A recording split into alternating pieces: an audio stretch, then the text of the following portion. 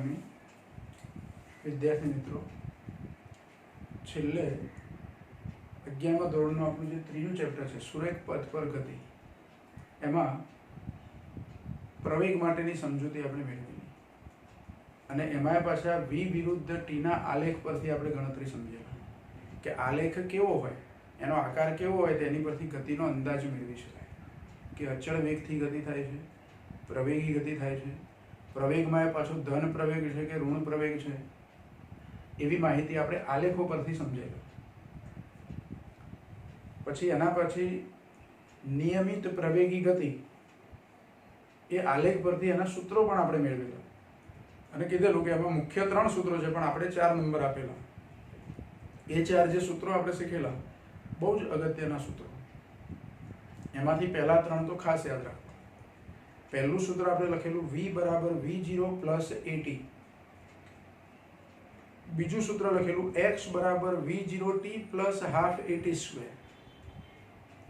ત્રીજું સૂત્ર લખેલું v square minus v0 square બરાબર 2ax.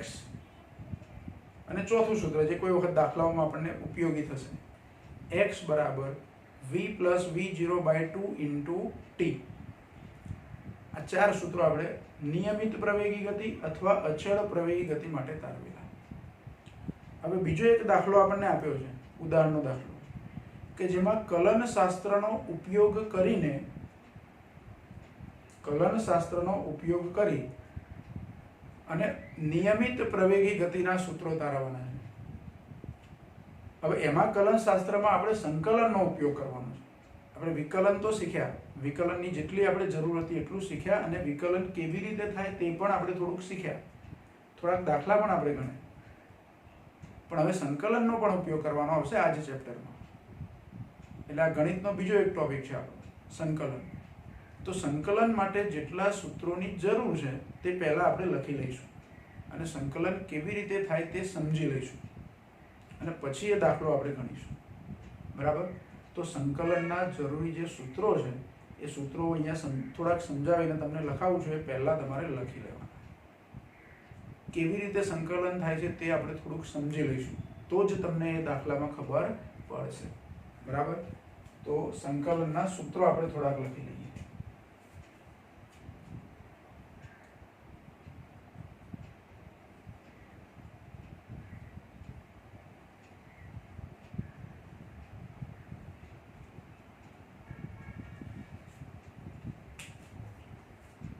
જો વિકલનમાં આપણે x⁻n નું વિકલન કેવી રીતે થાય તે સમજેલા અને એક વ્યાપક સૂત્ર આપણે કીધેલું કે x⁻n હોય તો n જે આગળ ઘાતાંક જે છે ગુણાંકમાં આવતી રહે, સહગુણાંકમાં.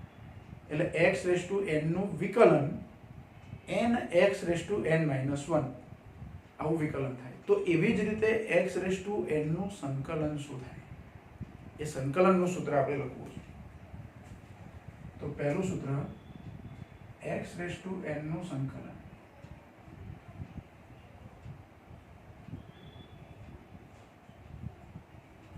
જો આ x⁻n નું સંકલન એ x ની સાપેક્ષે જ લેવાય. એને સંકેતમાં કેવી રીતે લખાય? તો જો સંકલન માટે આવી નિશાની છે,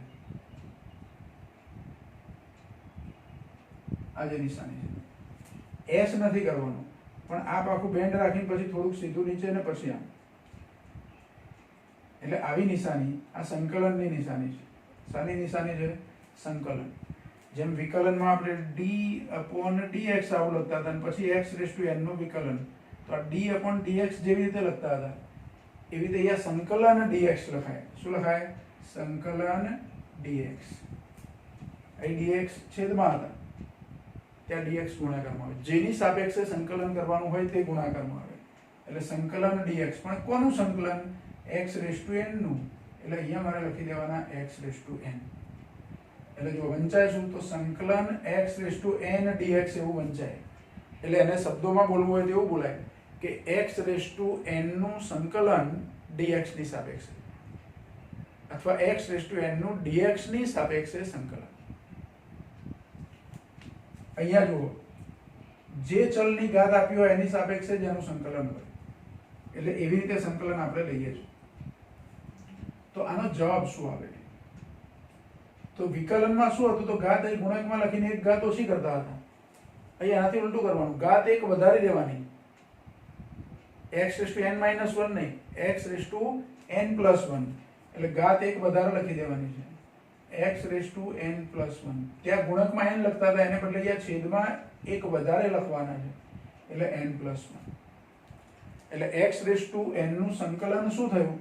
x⁻n + 1 / n + 1. પણ આમાં એક શરત કે n નું મૂલ્ય ગમે તે લઈ શકું, પણ એમાં એક મૂલ્ય હું ના લઈ શકું. કયું મૂલ્ય ના લઈ શકું? તો -1 ના લઈ શકું. એટલે અહીંયા લખીએ આપણે નીચે કે જ્યાં n is not equal to -1, n ની કિંમત હું -1 ના લઈ શકું, એ સિવાય કોઈ પણ લઈ શકું. -1 સિવાય કોઈ પણ ઋણ સંખ્યા, પૂર્ણાંક, અપૂર્ણાંક, કોઈ પણ ધન સંખ્યા, 0, ગમે તે લઈ શકું, ગમે તે વાસ્તવિક સંખ્યા લઈ શકું, પણ સિવાય કે -1. -1 કેમ ના લેવાય? તો ધારો કે હું n ની કિંમત -1 લઉં તો x⁻−1 + 1 એટલે અહીંયા 0 થાય, કોઈ વાંધો નહીં. પણ નીચે -1 + 1 એટલે નીચે 0 થઈ જાય, અને છેદમાં કોઈ સંખ્યાના 0 લખીએ તો એ અવ્યાખ્યાયિત થઈ જાય. કેવું થઈ જાય? અવ્યાખ્યાયિત. એટલે એની કોઈ સમજ તમે આપી શકો નહીં. એટલે સંકલનમાં n ની કિંમત, x⁻n નું સંકલન કરવાનું હોય તો n ની કિંમત -1 તો નહીં જ લેવાની, અથવા ના જ હોય તો જ આ સૂત્ર વાપરી શકો. -1 સિવાયની કિંમત માટે આ સૂત્ર વાપરી શકો. બરાબર? તો પછી n ની કિંમત -1 હોય તો કયું સૂત્ર વપરાય?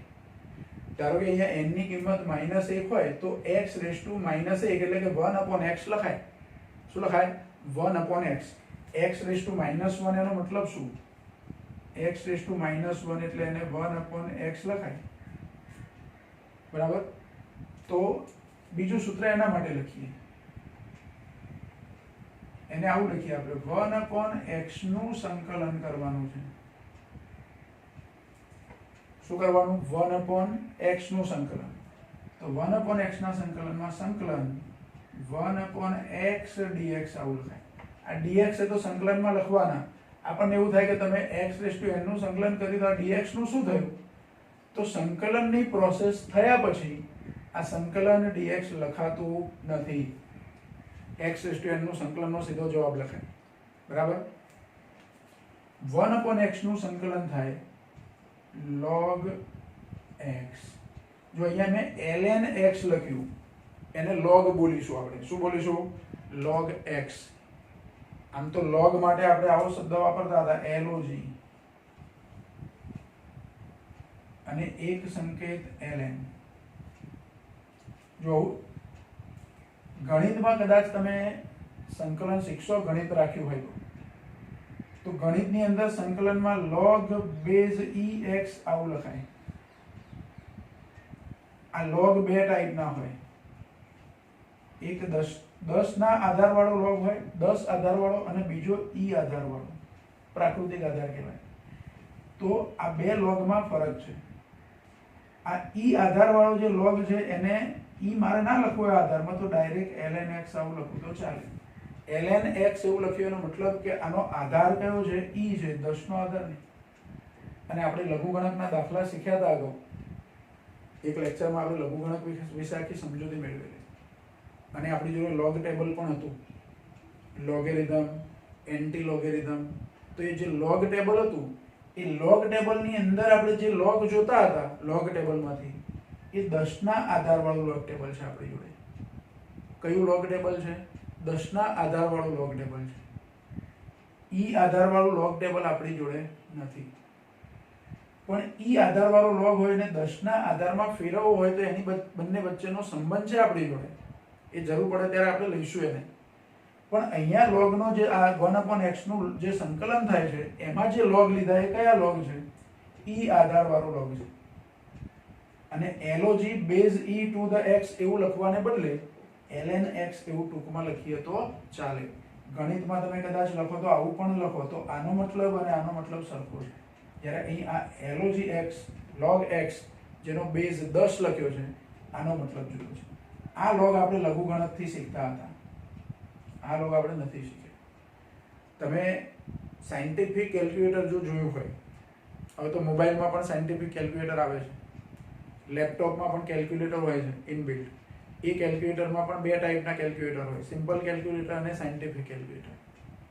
તમે જો સાયન્ટિફિક કેલ્ક્યુલેટર જોયું હોય, આપણે ધ્યાન રાખો 12મા ધોરણ સુધીમાં સાયન્ટિફિક કેલ્ક્યુલેટર આપણે વાપરવાનું નથી, સિમ્પલ કેલ્ક્યુલેટર જ વાપરવાનું છે. એ બી આપણે બોર્ડ એક્ઝામ માટે. નીટ કે JEE તમારે કેલ્ક્યુલેટર પણ ઉપયોગ કરવાનો નથી. તમને એવું થાય કે નીટમાં કે JEE કેલ્ક્યુલેટર નથી વાપરવાનું, તમે ગણતરીઓ કેવી રીતે કરીશું?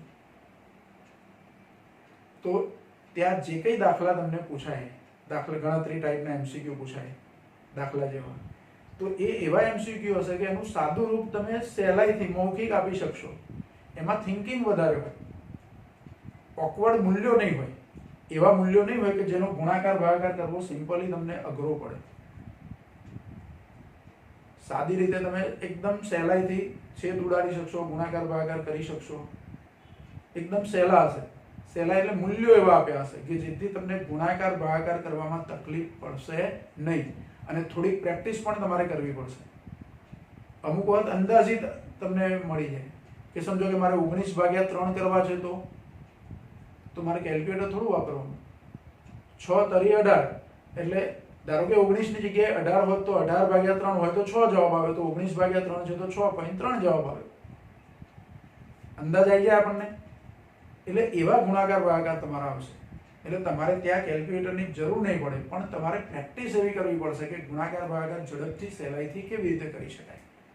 બાકી એટલા બધા ઓકવર્ડ મૂલ્યો નહીં હોય તમને કે સૂત્રમાં એવી કિંમતો મૂકી હશે ને પછી એ કિંમતો એવી હશે કે તમારો એમાં ગુણાકાર ભાગાકારમાં બહુ જ ટાઈમ જાય, એવું હશે નહીં. તમને થોડુંક ગુણાકાર ભાગાકારનું નોલેજ હશે, કેલ્ક્યુલેટર વગર કેવી રીતે કરવું, તો ઇઝી કરી શકશો. એટલે ત્યાં કેલ્ક્યુલેટર તમારે એલાઉ નથી. બીજું, સાયન્ટિફિક કેલ્ક્યુલેટર તમે જોશો, અહીંથી તમને પૂરેપૂરું કમ્પ્લીટ નહીં દેખાય, પણ આ જે સાયન્ટિફિક કેલ્ક્યુલેટર છે એની અંદર આ બંને ટાઈપના લોગની વ્યવસ્થા હોય છે. 10ના આધારવાળો લોગ અને E આધારવાળો લોગ. 10ના આધારવાળો લોગ છે એમાં LOG લોગ લખેલું છે આવું. એની કી તમે જોશો ને કેલ્ક્યુલેટર પર, અહીંયા એક કી છે એની, LOG એવું લખેલું છે લોગ. અને E બેઝ વાળો લોગ છે તો ત્યાં LN લખેલું છે ખાલી. એટલે જ્યાં LN લોગ માટે LN લખેલું હોય તમારે સમજી જવાનું કે એનો બેઝ કયો છે E, અને LOG લખેલું હોય ત્યાં સમજી જવાનું કે એનો બેઝ છે 10. એટલે અહીંયા આપણે જે આ લોગ લખ્યું છે, બોલીએ અને લોગ, ધ્યાન રાખો. મારે lnx એવું કહેવું હોય તો કે આપણે લોગ છે એકચ્યુઅલી, તો 1/x નું સંકલન થયું log x, પણ E બેઝ વાળો લોગ છે એટલે આપણે એને ln લખ્યું છે. તો જુઓ, x⁻n નું સંકલન કરીએ તો આ સૂત્ર હું ક્યારે વાપરી શકું? x⁻n+1/n+1. n ની કિંમત -1 ના હોય ત્યારે.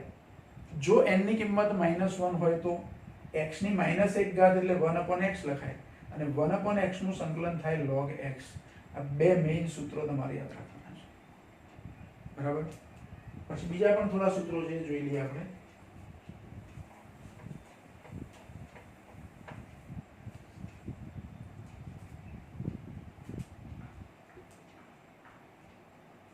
ત્રીજું સૂત્ર છે એનું e⁻x એનું સંકલન.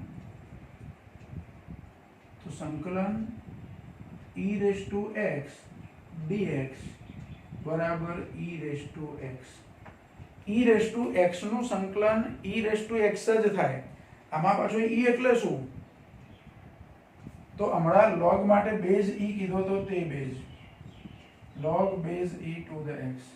અહીંયા e બેઝ કીધો છે તે, અને e ની વેલ્યુ છે 2.718. e ની કિંમત કેટલી છે?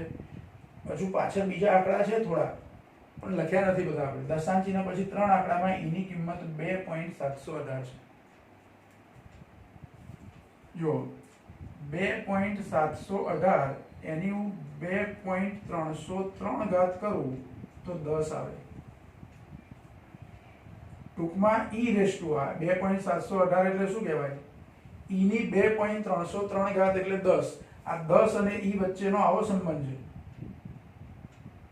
પછી બંને બાજુ log લો,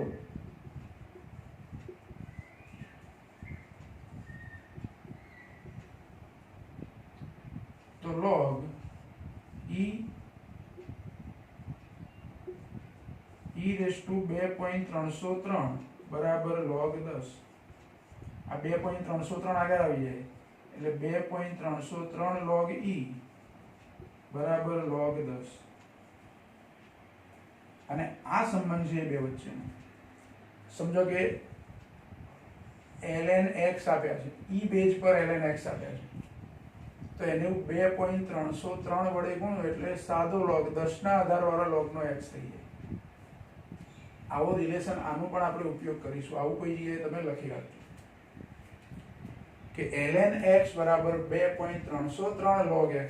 ln x માં બેઝ e છે અને log માં બેઝ 10 છે. આવો સંબંધ છે બંને વચ્ચેનો. તો એ e અહીંયા છે એટલે આ e ની વેલ્યુ કેટલી છે તો 2.718. આ પણ સાઈડમાં તમારે કોઈ જગ્યાએ લખી રાખવું.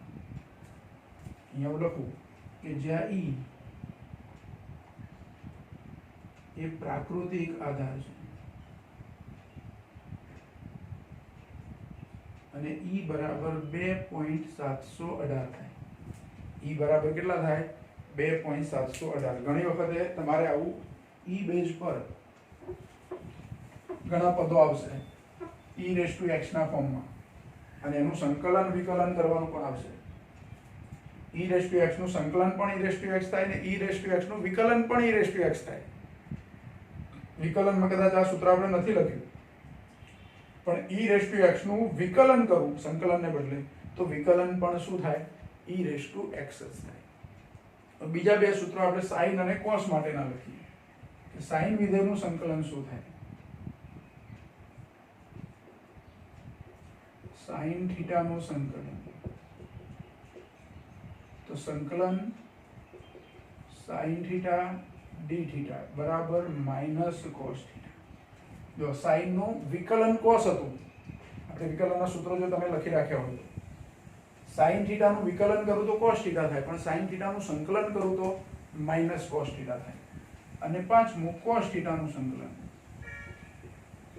cos θ નું સંકલન. તો સંકલન cos θ dθ બરાબર sin θ. અહીંયા પ્લસ નિશાની આવે એટલે આટલું સંકલનમાં આપણે આ સૂત્રો યાદ રાખવાના. એમાંથી આજે આપણે એક આવા સૂત્રનો ઉપયોગ પણ કરીશું કે જેમાં એક દાખલો આપણે ગણવાનો છે. પણ પહેલા આટલા સૂત્રો તમે લખી લો.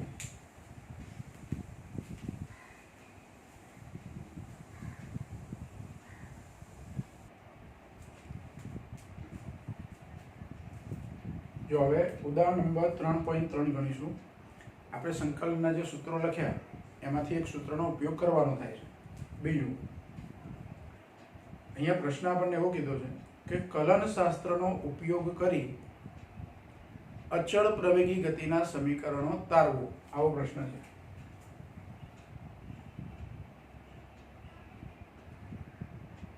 કલન શાસ્ત્રનો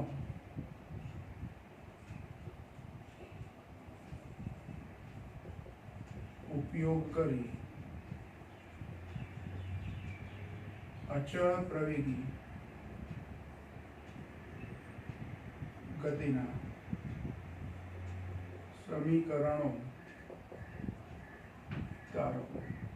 અચળ પ્રવેગી ગતિ કહું અથવા નિયમિત પ્રવેગી ગતિ કહું, બંને સરખું છે.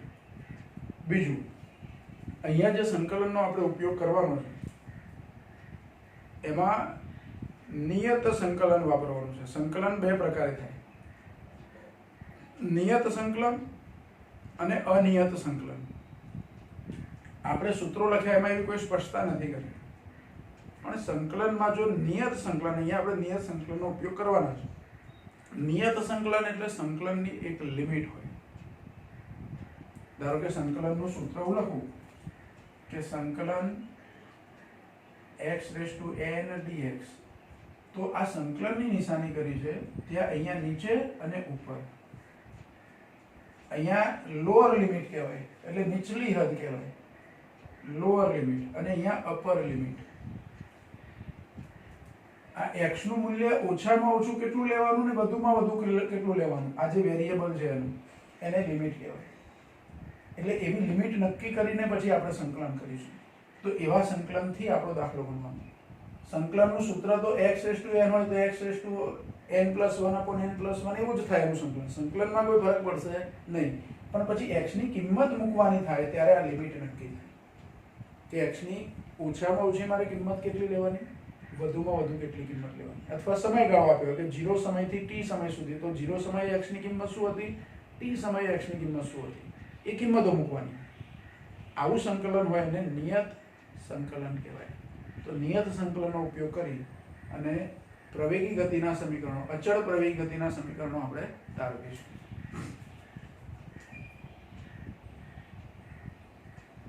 તો જુઓ, તત્કાલીન પ્રવેગનું સૂત્ર છે આપણી જોડે. તત્કાલીન અચળ પ્રવેગનું સૂત્ર a બરાબર dv/dt. આ પરિણામ નંબર 1. જો આ સૂત્ર આપણી જોડે છે, શીખેલા છે તત્કાલીન પ્રવેગનું, કે વેગનું સમયની સાપેક્ષે વિકલન એટલે શું કહેવાય, પ્રવેગ. આમાં a અચળ છે, પ્રવેગ અચળ છે. આ dt છે અને આ બાજુ લો, તો dv બરાબર શું થાય, a × dt આવું થાય. હમણાં આને નંબર નથી આપતો, એટલે a dt બરાબર dv અથવા dv બરાબર a × dt આવું લખી શકાય. હવે અહીંયા બંને બાજુ સંકલન લેતા, બંને બાજુ સંકલન લેતા, અથવા એકલું એવું લખી શકો તમે કે સંકલન કરતા. બરાબર. તો સંકલન dv બરાબર સંકલન a dt. બંને બાજુ સંકલનની નિશાની કરી દીધી. બરાબર. હવે આ બાજુ વેરિયેબલ v અને આ બાજુ વેરિયેબલ dt, પણ એ તો અચળ છે. અચળ એટલે કોઈ ચોક્કસ સંખ્યા છે. સમજો કે એનું મૂલ્ય 5 છે, તો આવો કોઈ કિંમત કે જે જાણીતું મૂલ્ય હોય, અચળ હોય, એનું આપણે સંકલન કરવાનું નથી. એટલે આ બાજુ સંકલન માટે શું છે, સમય, અને આ બાજુ સંકલન માટે છે વેગ. હવે t બરાબર 0 સમયે વેગ કેટલો છે તે આપણે લઈએ, અને t બરાબર t સમયે વેગ કેટલો છે તે લઈએ. અહીંયા નીચે લખું કે t બરાબર 0 સમયે પ્રારંભિક વેગ બરાબર v0. આપણે પ્રારંભિક વેગને શું કહેતા હતા, v0, અચળ પ્રવેગી ગતિના સમીકરણમાં. કયા સમયે, 0 સમયે. અને t બરાબર t સમયે, t બરાબર t સમયે અંતિમ વેગ બરાબર v હોય તો 0 સમયનો વેગ v0 અને t સમયનો વેગ v હોય તો અહીંયા સંકલનની લિમિટમાં શું લખાય, તો સંકલન dv જે લખ્યું છે આપણે એમાં લિમિટ નક્કી કરીશું. અને અહીંયા a તો અચળ છે એટલે સંકલનની બહાર લખી દઉં એને, અને અહીંયા લખી દઉં dt. જો જે અચળ હોય એને આપણે સંકલનની બહાર અહીંયા લખી શકીએ, કોઈ ફરક પડતો નથી. જેનું સંકલન કરવાનું હોય એને બહાર ના લખાય. તો અહીંયા આપણે dt નું સંકલન કરવાનું છે, અહીંયા dv નું સંકલન કરવાનું. પણ જુઓ, સમયની અંદર અહીંયા 0 લઉં, ન્યૂનતમ સમય આપણો 0 છે, લોઅર લિમિટ, અને અંતિમ સમય કયો છે, t.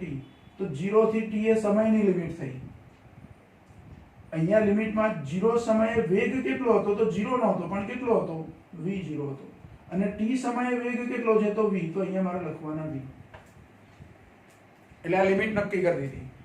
આ પ્રારંભિક શરત થઈ આપણી, આ કે 0 સમયે વેગ v0 હતો, તો એ શરતને આધારે આ લિમિટ લખી. પછી t સમયે વેગ v હતો, એ શરતને આધારે ઉપરની લિમિટ લખી. હવે અહીંયા dv છે ખાલી, એની આગળ કશું છે, કશું નથી, એટલે 1. જો અહીંયા તો dx હતા તો એની આગળ શું હતું, x⁴n. ધારો કે અહીંયા કશું જ ના લઉં તો આ લિમિટ પછી લઈ આપણે, તો સંકલન dx આવું લખાય. કશું નથી એટલે ગુણાકારમાં કેટલા કહેવાય, 1. અને x⁴0 એટલે 1 કહેવાય કે ના કહેવાય. એટલે કોઈ પદ સંકલન dx આવું જ ખાલી લખ્યું હોય તો અહીં જે ચલ આપ્યો હોય એની 0 ઘાત લખી શકો આપણે, ના આપી હોય તો પણ. dx એકલા જ આપ્યા છે, સંકલન dx એકલું જ આપ્યું છે આવું, તો dx ની આગળ ગુણાકારમાં અહીં ચલ x છે તો x ની 0 ઘાત લખી શકું, t છે તો t ની 0 ઘાત લખી શકું, v છે તો v ની 0 ઘાત લખી શકું, અને આનું સંકલન આ સૂત્ર પ્રમાણે શું થાય, xn+1 upon n+1 બરાબર સમજો. આ xn છે તો સંકલનનો જવાબ xn+1 upon n+1 આવો થયો. અહીંયા x0 છે, મતલબ કે n ની જગ્યાએ કઈ કિંમત મેં લીધી, 0. -1 સિવાય કિંમત લઈ શકાય તો આ સૂત્રથી સંકલન થાય, પણ અહીંયા તો dx ના ગુણાકારમાં કશું નહોતું એટલે x ની 0 ઘાત લેવી પડે, અને -1 સિવાયની કોઈ કિંમત હોય એના સંકલન માટેનું આ સૂત્ર છે, તો 0 એ -1 સિવાયની કિંમત છે, તો આનું સંકલન શું થાય, તો x0+1 upon 0+1 એટલે x ની 1 ઘાત ભાગ્યા 1 એટલે કે x ની 1 ઘાત એટલે x જ થાય, છેદમાં 1 ભાગાકાર 1 લઈએ તો કોઈ ફરક પડતો નથી, x ને 1 વડે ભાગું તો x જ રહે, એટલે x0 dx સંકલન x0 dx બરાબર શું થાય, x. આ x0 તો એક્ચ્યુઅલી હતા જ નહીં, આપણે લખ્યા, એટલે આ સંકલન dx એનો જવાબ શું આવ્યો, x. સંકલન dx એનો જવાબ આવ્યો x, તો સંકલન dv એનો જવાબ શું આવે, v. જે વેરિયેબલ હોય તે, આગળ કોઈ ઘાત નથી એટલે dv ના આગળ કોઈ v ની કોઈ ઘાત નથી, મતલબ કે v જ નથી, મારે લખવો હોય તો v ની 0 ઘાત લખાય, અને v ની 0 ઘાતનું સંકલન થાય v, એટલે ડાબી બાજુમાં આ જે પદ છે સંકલન dv એનું સંકલન શું થશે, v. સંકલન તો v થશે, પણ ચોરસ કૌંસ કરી અને એની લિમિટ લખી દેવાની, કારણ કે હજુ આપણે લિમિટનો ઉપયોગ કરવાનો બાકી, અને લિમિટ કઈ છે, તો લોઅર લિમિટ કઈ છે, v0, અને અપર લિમિટ કઈ છે, v. તો આવી રીતે બાજુમાં એની લિમિટ લખવાની. હવે આ બાજુ જમણી બાજુ એ તો એમને એમ લખી જ દેવાના, એ તો અચળ હતા, અચળ પ્રવેગી ગતિ છે એટલે એ કેવા, અચળ. ચોરસ કૌંસ કરી અને dt છે, જેવી રીતે dv નું સંકલન v થયું એવી રીતે dt નું સંકલન થાય t. શું સંકલન થાય એનું, t. t ની 1 ઘાત જ આવે ત્યાં, લિમિટ કઈ 0 થી t, બરાબર. હવે આ લિમિટનો યોગ્ય રીતે ઉપયોગ કરીએ એટલે આપણા સંકલનનો જવાબ મળી ગયો.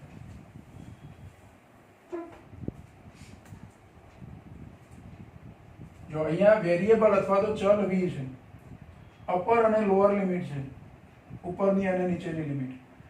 v ની જગ્યાએ પહેલા ઉપરની લિમિટ લખવાની, એટલે એ લિમિટ લખી દઉં, કૌંસ કરીને જ લખું અત્યારે હાલ, v ની જગ્યાએ v જ લખવાનું છે, પછી આ નીચેની લિમિટ કેવી રીતે લખવાની, તો v ની જગ્યાએ ઉપરની લિમિટ લખો અને જે જવાબ આવે એમાં માઈનસ કરી અને નીચેની લિમિટ લખી દેવાની.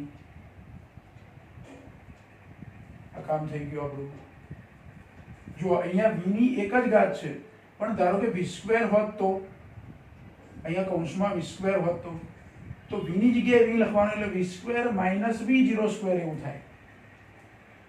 એટલે ટૂંકમાં બે લિમિટ અહીંયા લખો, એક વખત ઉપરની લિમિટ લખો માઈનસ નિશાની કરીને, વચ્ચે કમ્પલસરી માઈનસ, અને પછી નીચેની લિમિટ લખો, એટલે આ બે લિમિટોની શું થઈ, બાદબાકી થઈ, v ની જગ્યાએ કિંમતો મૂકી, બરાબર. એ એમના એમ. હવે t ની જગ્યાએ એક વખતે t લખવાના, માઈનસ કરીને નીચેની લિમિટ એટલે t ની જગ્યાએ 0 લખવાના. હવે t - 0 કોઈ પણ સંખ્યામાંથી 0 બાદ કરીએ તો, 2 માંથી 0 બાદ કરું તો 2 જ રહે, એ રીતે t માંથી 0 બાદ કરું તો t જ રહે, એટલે આ કૌંસનો જવાબ t અને ગુણાકારમાં a એટલે at થયું, અને આ બાજુ v - v0. હવે કૌંસ કરવાની જરૂર નથી આપણે, એટલે લખી આવું, v - v0 બરાબર at. તો v બરાબર સૂત્ર કયું થાય, v0 પ્લસ at. આ v0 માઈનસ હતા આપણે લઈ ગયા એટલે પ્લસ થઈ ગયા. જો અચળ પ્રવેગી ગતિનું પહેલું સૂત્ર આપણને મળી ગયું. કયું સૂત્ર મળ્યું, પહેલું સૂત્ર. સમીકરણ નંબર 1. જો કલન શાસ્ત્રમાં વિકલન પણ આવે અને સંકલન પણ આવે. આ ગણિતની એક શાખા છે આખી. જેમ ભૌતિક વિજ્ઞાનમાં શાખાઓ હોય જુદી જુદી, તો ભૌતિક વિજ્ઞાનમાં અત્યારે હાલ આપણે જે શીખીએ છીએ મિકેનિક્સ કહેવાય, આપણે ચેપ્ટરની શરૂઆતમાં શીખેલા. પછી 10મા ધોરણમાં તમે ઓહમનો નિયમ ને અવરોધો ને એવી બધી ચર્ચા કરેલી, શ્રેણી સમાંતર અવરોધોનું. તો એ જે હતું ઇલેક્ટ્રિસિટી કહેવાય. એટલે ભૌતિક જ્ઞાનની બીજી શાખા થઈ ઇલેક્ટ્રિસિટી. એન્જિનિયરિંગમાં તમે જુદા જુદા એન્જિનિયરિંગના નામ સાંભળ્યા હશે કે મિકેનિકલ એન્જિનિયર, ઇલેક્ટ્રિકલ એન્જિનિયર. તો એ જુદી જુદી જે શાખાઓ છે એવી ફિઝિક્સની આ બધી શાખાઓ જ છે. એવી ગણિતમાં એ શાખાઓ હોય, અંકગણિત, બીજગણિત, ભૂમિતિ એવું કહેતા હતા આપણે. તો એનાથી આગળ જતા આ ગણિતના જ એક ભાગમાં કલનશાસ્ત્ર આવે, અને કલનશાસ્ત્રની અંદર પછી ત્રિકોણમિતિ તમે શીખો છો, તો એ પણ ગણિતની એક શાખા છે.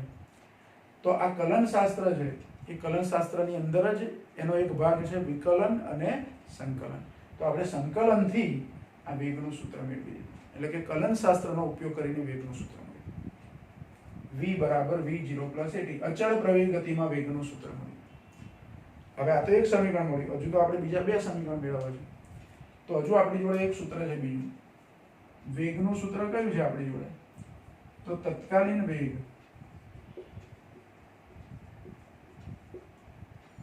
v બરાબર dx upon dt. આવું સૂત્ર છે આપણી જોડે. સ્થાનાંતરનું સમયની સાપેક્ષે વિકલન એટલે વેગ. તો આ સૂત્રને હું આવી રીતે લખી શકું, dx બરાબર v dt. જેવી રીતે dv બરાબર a dt લખ્યું એવી રીતે dx બરાબર v dt. પણ આમાં a અચળ હતા, આમાં v અચળ નથી. v નું આ સૂત્ર છે. જો અહીંયા લખું સંકલન કરતા, તો સંકલન dx બરાબર સંકલન v ની જગ્યાએ શું લખું? v0 plus at into dt. અને આ સંકલનની લિમિટ t બરાબર 0 સમયે કણનું સ્થાન, લિમિટ નક્કી કરવી છે. t બરાબર 0 સમયે સ્થાન બરાબર x0. જો આમ તો ઉગમ બિંદુથી ગતિની શરૂઆત થાય તો x0 ની જગ્યાએ મારે 0 લખવું પડે, પણ આપણે ઉગમ બિંદુ સિવાયના કોઈ બિંદુએથી ગતિની શરૂઆત થાય છે એવું લઈએ છીએ. એક પ્રશ્નમાં એવું લીધું છે એટલે. બાકી અહીંયા હું 0 લઈ શકું. 0 સમયે ઉગમ બિંદુથી ગતિની શરૂઆત થાય તો પ્રારંભિક સ્થાન એનું શું થાય? 0. પણ આપણે અહીંયા લખીએ છીએ x0. અને t બરાબર t સમયે સ્થાન બરાબર x. પછી t બરાબર 0 સમય અને t બરાબર t સમયના સ્થાન મળી ગયા આપણને. તો અહીંયા એ લિમિટ હું સ્થાનની લખીશ ને અહીંયા લિમિટ લખીશ એ સમયની લિમિટ લખીશું. બરાબર? તો સંકલન x0 થી x dx બરાબર. હવે અહીં ધ્યાન રાખો, અહીંયા શું છે? તો v0 પ્લસ at છે ને એ આખાના ગુણાકારમાં dt. એટલે આ સંકલન આમીય થાય અને આમીય થાય, પણ આ dt બંને જોડે અંદર ગુણાકારમાં લેવો પડે. એટલે બે અલગ અલગ સંકલન થશે. વચ્ચે સરવાળો હોય એટલે આ પદનું સંકલન અલગ કરવું પડે, આનું સંકલન અલગ કરવું પડે. એટલે એને આવી રીતે લખું છું. જુઓ, સંકલન v0 dt. આ dt જે આની જોડે ગુણાય ને આની જોડે ગુણાય, એટલે v0 dt લખ્યું. અને લિમિટમાં સમયની લિમિટ, v0 અચળ છે, સમયની લિમિટ લેવાની, એટલે 0 થી t પ્લસ કરીને આ બીજું પદ લેવાનું, at dt એવું લખાય. એટલે સંકલન at dt. અને એમાં એ સમય જ વેરિયેબલ છે, એટલે લિમિટ 0 થી t. આમાં a અચળ છે, ધ્યાન રાખો. આમાં v0 અચળ છે. હવે એકલા dx હોય તો એનું સંકલન શું થાય? તો x થાય. એ તો આપણે શીખ્યા. dx નું સંકલન x થાય. જેવી રીતે dv નું સંકલન v હતું, એવી રીતે dx નું સંકલન x થાય. અને x ની અહીંયા લિમિટ આપી છે x0 થી x બરાબર. આ પહેલા પદમાં v0 અચળ એટલે એને એમના એમ લખી દેવાના.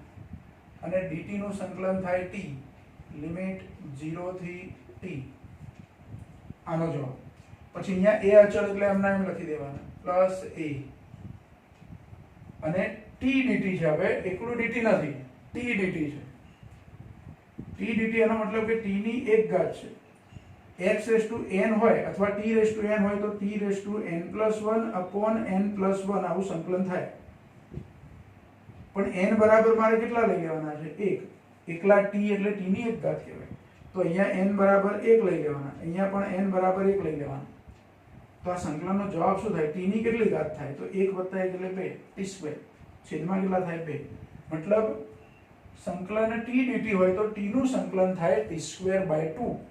કેટલું સંકલન થાય? t²/2. એટલે અહીંયા આવે t²/2 અને એની લિમિટ 0 થી t. હવે બધી લિમિટનો ઉપયોગ કરવાનો અને સાદો રૂપ આપવાનો એટલે સમીકરણ મળશે. અહીંયા એક વખત x ની જગ્યાએ x લખવાના, એક વખત x0, બેની બાદબાકી. એટલે આનો જવાબ શું આવશે? x - x0. સીધું લખી દીધું આપણે. આના જેવું v - v0. ચોરસ કૌંસ કરવાની આપણે જરૂર નથી. પછી અહીંયા v0 તો ખરા જ. t ની જગ્યાએ એક વખત t લખવાના, એક વખત 0 એટલે આવું થશે. અને t - 0 એટલે t એટલે v0 t થઈ ગયા પ્લસ a t². આ /2 તો રહેવાના જ છે એટલે આ /2 અહીંયા લખી દઉં, a/2. આ 2 છે એનું કોઈ કશું કરવાનું નથી, આપણે અહીંયા લખી દીધા. હવે કૌંસમાં t² છે, એક વખત t ની જગ્યાએ t લખો એટલે t² -0 એટલે આનો જવાબ આવે t². અહીંયા t - 0 એવું થયું, એના બદલે t² -0 થાય. કેમ કે t ની ઉપર 2 ઘાત હતી એટલે આ અહીંયા t જે છે એની જગ્યાએ હું t લખું તો t ની ઉપર ઘાત તો ખરી એટલે t² માઈનસ t ની જગ્યાએ 0 લખવાના, તો 0 લખવાનો તો કોઈ મતલબ નથી. t² -0 કરીએ એટલે t². એટલે કે at²/2 એને બીજી તમારે લખવું હોય તો 1/2 at². લખાય કે ના લખાય? 1/2 at². આ x - x0 માં પ્રારંભિક સ્થાન જો 0 હોત તો આપણે શું લખ્યું હોત? x = v0t + ½ at². તો આ તો સૂત્ર થઈ ગયું આપણું. જે અચળ પ્રવેગી ગતિના સમીકરણમાં બીજું સૂત્ર લખ્યું છે એમાં આ x - x0 લખવાને બદલે ખાલી આપણે x લખ્યું. પણ આવું લખી શકાય પ્રારંભિક સ્થાન જો 0 ના હોય તો. એટલે x = v0t + ½ at² જેવું સૂત્ર થયું. એટલે આપણું અચળ પ્રવેગી ગતિનું બીજું સમીકરણ તૈયાર થઈ ગયું.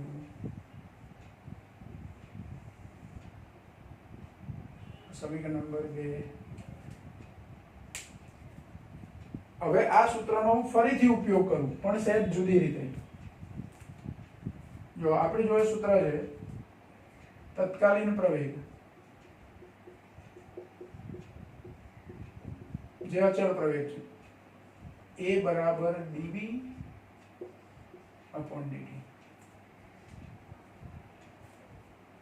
તો a બરાબર અહીંયા dv/dx dx/dt આવું લખી શકું. આ dv/dt હતા એને dx વડે ગુણ્યા અને dx વડે ભાગ્યા. dv/dt તો હતા જ એટલે અહીંયા લખું છું dv/dx અને અહીંયા લખું છું dx/dt. તો હવે શું થાય કે dx/dt એટલે પાછું v થઈ જાય. એટલે આ સૂત્ર આવું થયું a = v dv/dx. a = v dv/dx આવું સૂત્ર થયું. મેં v કોની જગ્યાએ લખ્યા? dx/dt. સ્થાનાંતરનું સમયની સાપેક્ષે વિકલન dx/dt એટલે v એવું આપણે કોઈ જગ્યાએ લખ્યું છે. dx/dt એટલે v. તો આ dx/dt ની જગ્યાએ v લખી દે. હવે આ dx ને આ બાજુ લઈ લો એટલે a dx થાય. શું થાય? a dx = v dv. હવે સંકલન કરો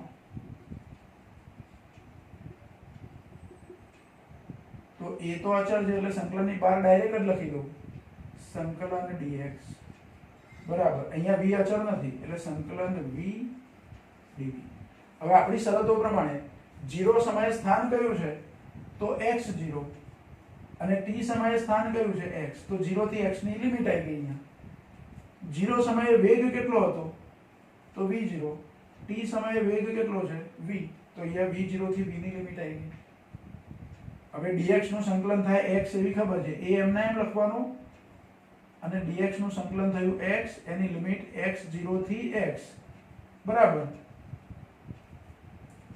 v નું સંકલન શું થાય? તો અહીંયા t dt એનું સંકલન કરેલું આપણે ટી નું સંકલન શું કર્યું? t²/2.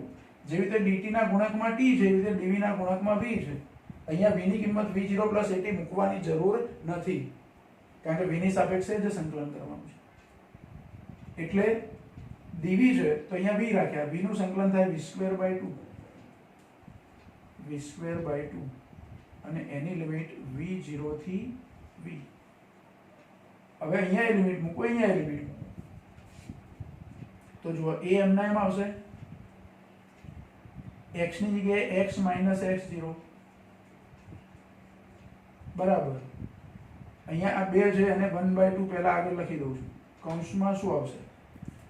તો v² વધ્યા, આપણે કૌંસમાં 2 ને તમે બહાર લઈ લીધા, v² વધ્યા તો એની જગ્યાએ એક વખત v એટલે v² માઈનસ અહીંયા v0 લખો તો v02 એટલે કૌંસ આવો થાય v² - v02. આ 2 અહીંયા ગુણાકારમાં લઈ લો એટલે સૂત્ર શું થાય? 2a કૌંસમાં x - x0 બરાબર v² - v02. આ પદ આખું આ બાજુ લખો ને આ પદ આખું આ બાજુ લખો તો સૂત્ર આવું થાય v² - v02 બરાબર 2a x - x0. જો આ x0 બરાબર ધારો કે હું 0 લઉં, x0 બરાબર 0 લઈ લેતા તો 2x થઈ ગયા. શું થયું? 2ax. તો v² - v02 બરાબર 2ax. આપણું આ ત્રીજું સમીકરણ નિયમિત પ્રવેગી ગતિના સૂત્રો થિયરી શીખેલા એમાં ત્રીજું સમીકરણ આવતું, પણ અહીંયા આપણે શું કરીશું? એવું ને એવું જ રાખીશું, x - x0. તો આ આપણું ત્રીજું સમીકરણ થઈ ગયું.